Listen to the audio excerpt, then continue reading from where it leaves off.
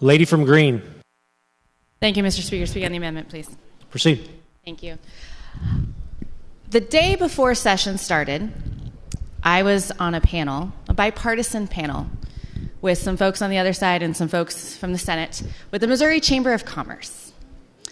And we talked about a lot of things that were going to happen this year. And one of the questions that came up over and over again from the chamber was, what are we going to do about the workforce issue?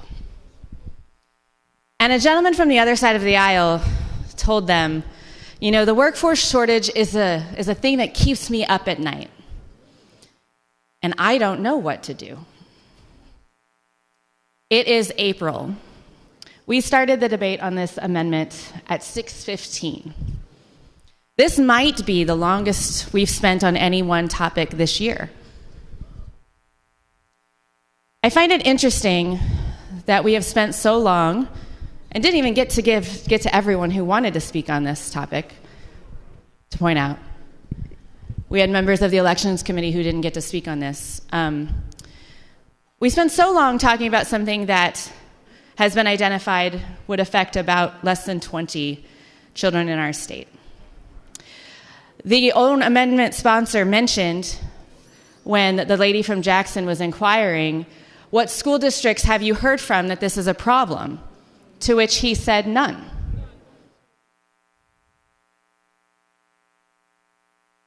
Pausing, because I hope folks are listening. This is a problem that we're hearing across the country. Folks are talking about this a lot, but we couldn't identify any school district here in the state who is facing this problem.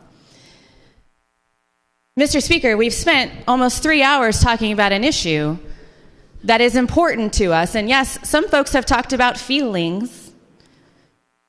Unfortunately, we deal with a lot of feelings in this building. A lot of feelings.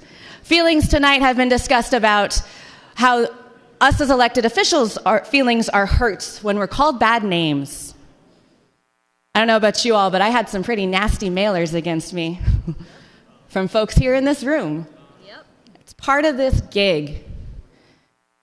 We've heard about feelings of children who are already at risk for increased suicide rates. And I don't know about y'all, but I'm a mom, and I know firsthand about the crises that our children are going through right now when it comes to suicide and risk and mental health. And then you compound that with children who are already extremely vulnerable. And yeah, those are feelings that we should be considering, Mr. Speaker. And as one of the ladies said earlier, feelings that probably matter a little bit more than mine as an elected official. But again, I'm going to come back to the conversation with the Missouri Chamber of Commerce asking us for solutions, Mr. Speaker, to real problems facing our small businesses who can't find workers to take their jobs who are qualified.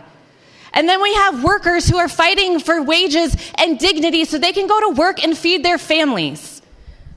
Our country has been in crisis for 2 years plus.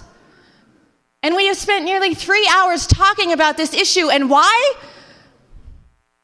Members on the other side of the aisle have said directly to my face that they spoke on this issue because of their primary elections.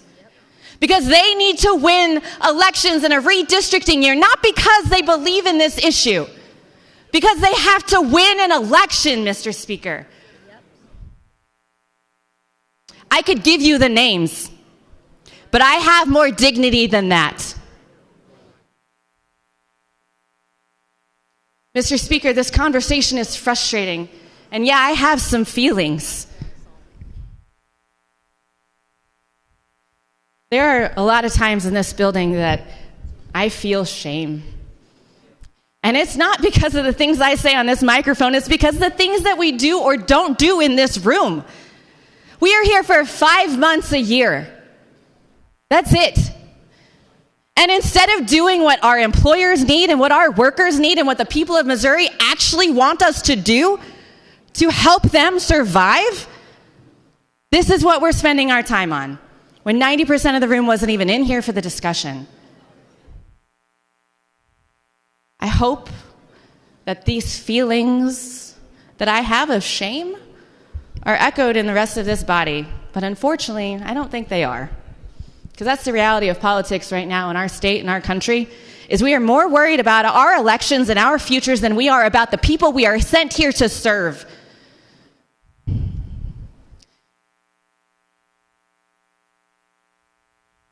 I know this isn't going to be the last time we have this discussion, and I know there are going to be other hot topics that we deal with because we've got elections this year. I just really wish that we would do better, Mr. Speaker. Thank you.